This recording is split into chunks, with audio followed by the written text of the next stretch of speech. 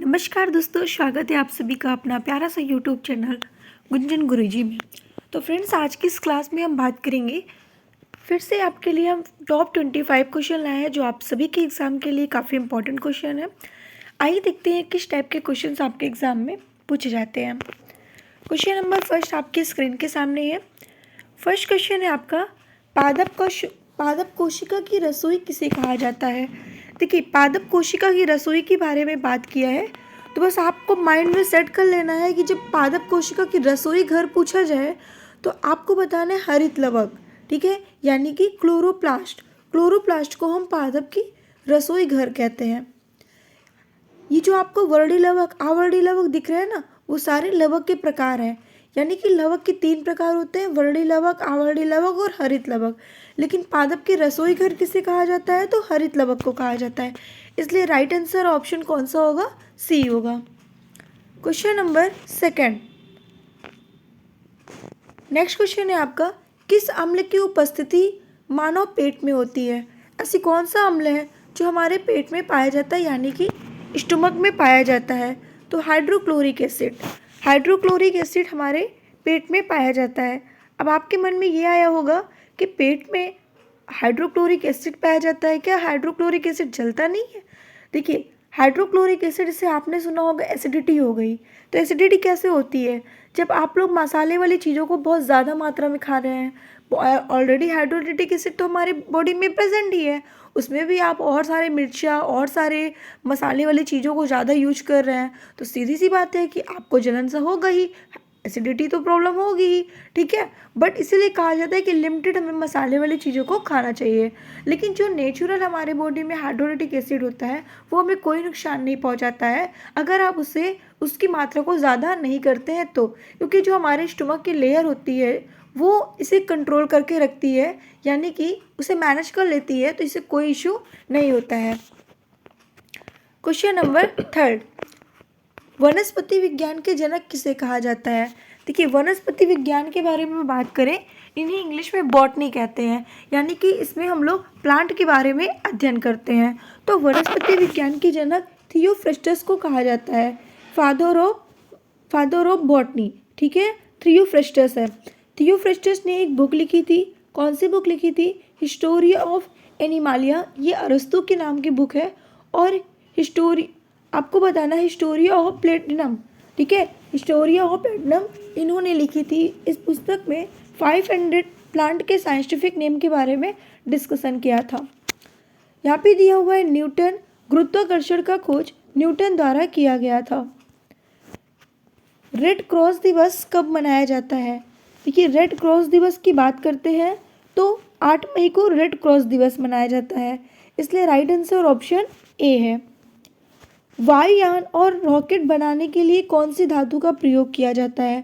देखिए, जैसे कि आपने देखा होगा रॉकेट, वायुयान, इन सब को बनाने के लिए सबसे ज़्यादा किस धातु का प्रयोग किया जाता है, तो एल्यूमिनियम का, ठीक है।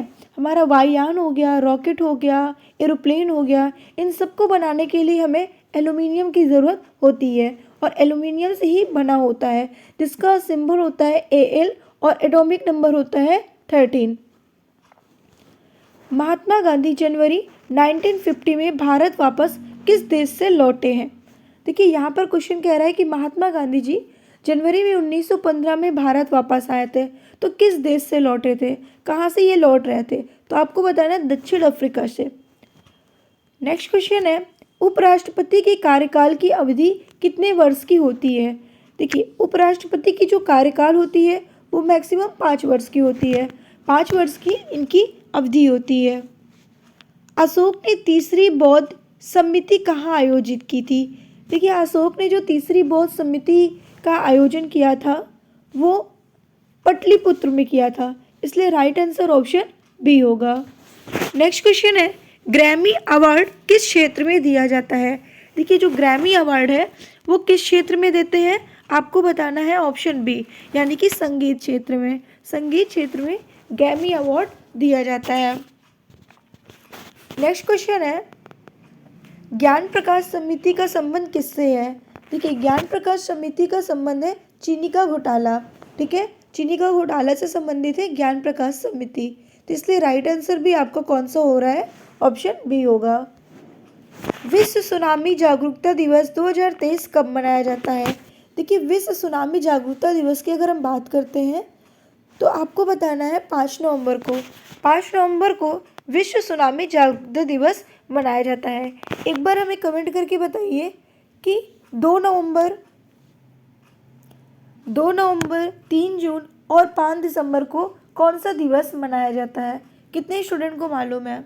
तो आपको बताना है। सबसे पहले आपको ध्यान ये देना है कि 3 जून को कौन सा दिवस मनाया जाता है? प्रथम विश्व बाइसिकल दिवस। ठीक है, प्रथम विश्व बाइसिकल दिवस कब मनाया जाता है? तो 3 जून को मनाया जाता है। उसके बाद अगर हम बात करते हैं यहाँ पे 5 से 6 दिसंबर के बारे में, तो 5 दिसंबर को याद कर लीजिए और 6 दिसंबर को भी याद कर लीजिए। 6 दिसंबर को नागरिक सुरक्षा दिवस मनाया जाता है। ठीक है, 6 दिसंबर की बात कर रहे हैं, नागरिक सुरक्षा दिवस आपका 6 दिसंबर को मनाया जाता है। और 5 दिसंबर को मिट्टी के स्वास्थ्य के प्रति जागरूकता लाने वाले का उद्देश्य है। ठीक है, इसलिए 5 दिसंबर को हम लोग मिट्टी को स्वास्थ्य के प्रति जागरूकता लाते हैं, तो ये दिवस हम लोग 5 दिसंबर को मनाते हैं। ठीक है, याद रखिएगा। आप एक हिसाब से कह सकते हो कि विश्व मृदा दिवस क्यों बनाते हैं? लोगों को जागरूक करने के लिए, उनके स्वास्थ्य से रिलेटेड। तो विश्व मृदा दिवस 5 दिसंबर को मनाया जाता है और 6 दिसंबर को हमने बताया आपको नागरिक सुरक्षा दिवस मनाया जाता है और 3 जून को आपको बताया कि प्रथम विश्व बाइसिकल दिवस मनाया जाता है। और विश्व सुनामी दिवस कब मनाया जाता है, ये तो आपको ऑलरेडी बताया है। चलिए आगे बढ़ते हैं। Question number 13। क्वेश्चन नंबर 13 आपका क्या कह रहा है? एक मिनट। क्वेश्चन नंबर 13, संविधान सभा का पहला सत्र कब हुआ था? देखिए, संविधान सभा का जो पहला सत्र था वो कब हुआ था? 9 दिसंबर 1946 में हुआ था। इसलिए राइट आंसर ऑप्शन सी है। एक शासक के द्वारा दूसरे शासक को पात्र भेजा जाता है, उन्हें क्या कहा जाता है? आपको कमेंट करके बताना है। भाई देखिए, उन्हें हम लोग कहते हैं खारिता। ठीक है, खारिता कहते हैं। एक शासक के द्वारा जब दूसरे शासक को पात्र भेजा जाता है तो उन्हें क्या कहा जाता है? खारिता कहा जाता है। राष्ट्रीय विज्ञान दिवस कब मनाया जाता है? देखिए, राष्ट्रीय विज्ञान दिवस के बारे में बात करते हैं तो याद रखिएगा कि राष्ट्रीय विज्ञान दिवस 28 फरवरी को मनाया जाता है। अब बाकी के डेज में क्या मनाया जाता है, अगर आपको मालूम है तो कमेंट करके ज़रूर बताइएगा, क्योंकि हम आपको ऐसे क्वेश्चन अक्सर आपके लिए लाते रहते हैं और आपको मैंने कई बार बताया भी है। भारत आने वाले प्रथम यूरोपीय कौन थे? देखिए, सबसे पहले भारत आने वाले प्रथम यूरोपीय पूछा गया है, तो आपको बताना है पुर्तगाली। सबसे पहले पुर्तगाली आए थे। एशिया का सबसे बड़ा द्वीप कौन सा है? देखिए, सबसे बड़ा द्वीप की बात पूछ रहा है और वो भी एशिया का। तो एशिया का सबसे बड़ा द्वीप बोर्नियो है। इसलिए राइट आंसर क्या होगा? ऑप्शन सी होगा। नेक्स्ट क्वेश्चन है आपका, राष्ट्रीय आयुर्वेद दिवस 2023 की थीम क्या है? देखिए, राष्ट्रीय आयुर्वेद दिवस की बात करते हैं तो आपका राइट आंसर है आयुर्वेद फॉर वन हेल्थ। ठीक है, आयुर्वेद फॉर वन हेल्थ, ये 2023 की थीम है जो राष्ट्रीय आयुर्वेद दिवस की है। चेचक होने का क्या कारण है? देखिए, चेचक होने के कारण का मतलब यहाँ पे ये पूछा गया है किस वायरस के कारण होता है, कौन सा वायरस है जो चेचक करवाता है। तो आपको बताना है कि चेचक होने का जो राइट आंसर होगा वो वेरियोला वायरस है। वेरियोला वायरस की वजह से हमें चेचक जैसे डिसीज़ होते हैं। देखिए, वेरिसोला और वेरियोला 2 वर्ड है, तो कंफ्यूज मत होइएगा, वेरियोला में ही लगाना है आपको। ठीक है, लूनर कास्टिक किसका अध्ययन है, किसका अयस्क है? देखिए, लूनर कास्टिक की बात करें तो सिल्वर का ये अयस्क है। इसलिए राइट आंसर ऑप्शन सी होगा। ऑक्सीजन की खोज किसने की थी? देखिए, ऑक्सीजन की खोज, अब देखिए यहाँ पे ऑक्सीजन की खोज के बारे में अगर हम बात करें तो ऑक्सीजन की खोज जोसेफ प्रिस्टले ने की थी। तो ऑप्शन से बिल्कुल करेक्ट है, जोसेफ प्रिस्टले के द्वारा ऑक्सीजन की खोज हुई थी। ब्रह्मपुत्र नदी को तिब्बत में किस नाम से जाना जाता है? देखिए, ब्रह्मपुत्र नदी को हम तिब्बत में किस नाम से जानते हैं? तो आपको क्या बताना है? इसका राइट आंसर है संगापो। मतलब कि ऑप्शन भी बिल्कुल करेक्ट आंसर है। शनगापो के नाम से मुझे जानते हैं, जो ब्रह्मपुत्र नदी में तिब्बत के नाम से जानी जाती है। बेलूर मठ का संस्थापक कौन है? बेलूर मठ का संस्थापक कौन है? तो बेलूर मठ का संस्थापक की बात करें तो आपका राइट आंसर होगा ऑप्शन सी, स्वामी विवेकानंद। ठीक है, स्वामी विवेकानंद जी जो बेलूर मठ के संस्थापक हैं, इसलिए राइट आंसर भी ऑप्शन सी होगा।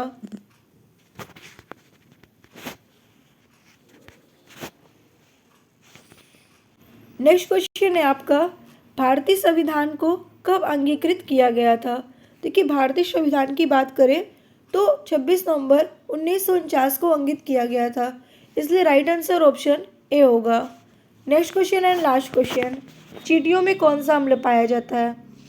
सभी को पता है कि चींटी का स्वाद कैसा होता है? खट्टा होता है। आपने टेस्ट किया है? कमेंट करके ज़रूर बताइएगा। चींटी का जो स्वाद होता है, ठीक है, वो रियली खट्टा होता है। इसमें फॉर्मिक अम्ल पाया जाता है। ठीक है, फॉर्मिक अम्ल की वजह से फॉर्मिक अम्ल इसमें पाया जाता है, किसमें? चींटियों में। याद रखिएगा, ऐसे ही क्वेश्चन आपको डेली हम आपके लिए लाते हैं, आप सभी को मालूम है। और मैं उम्मीद करती हूँ, आशा करती हूँ कि आप सभी को क्वेश्चन अच्छे लगते होंगे और ये सारे क्वेश्चन आपके सिलेक्टिव क्वेश्चन से आपके एग्जाम में पूछे जाते हैं, ऐसे क्वेश्चंस। तो वीडियो को लाइक करके शेयर करना बिल्कुल मत भूलिएगा और मुझे कमेंट करके ज़रूर बताइएगा आपको क्लासेस कैसे लगे।